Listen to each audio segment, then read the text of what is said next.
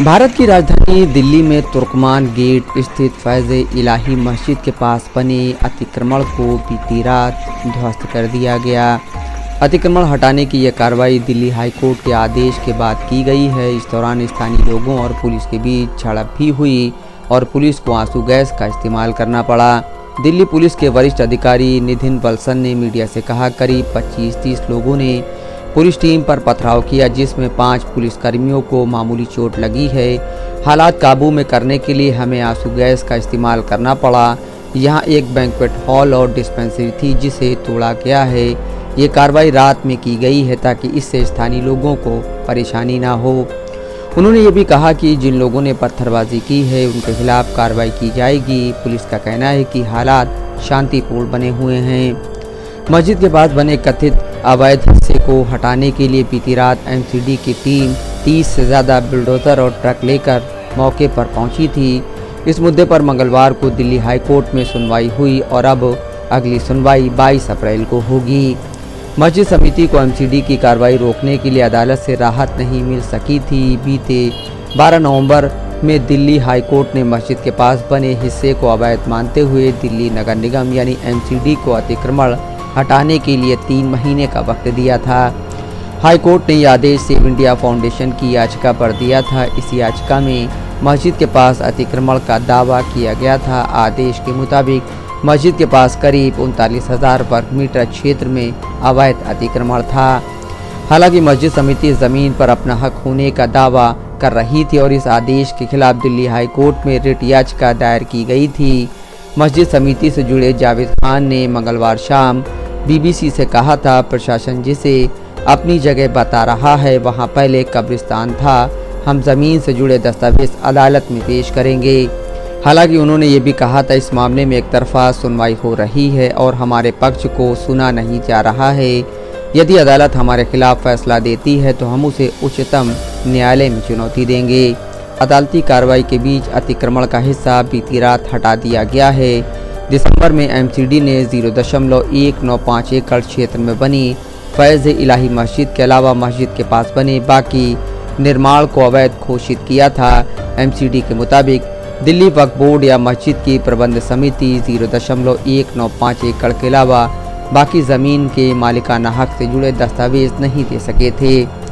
जिस हिस्से को अतिक्रमण माना गया है उसमें एक डिस्पेंसरी बनी थी और एक बारात घर चल रहा था। हालांकि मस्जिद समिति ने हाल के दिनों में बारात घर और डिस्पेंसरी को बंद कर दिया था। 4 जनवरी को भी एमसीडी के अधिकारियों ने मौका मुआयना किया था और अतिक्रमण वाले हिस्से की निशानदेही की थी। एमसीडी ने 22 दिसंबर को मस्जिद समिति को जारी एक नोटिस में बताया था कि 0.195 एकड़ ज़मीन को छोड़कर बाकी ज़मीन भारत सरकार के अधीन है और इस पर बना निर्माण अवैध है। एमसीडी ने मस्जिद समिति को ज़मीन पर मालिकाना हक से जुड़े दस्तावेज पेश करने के लिए सुनवाई का मौका भी दिया था।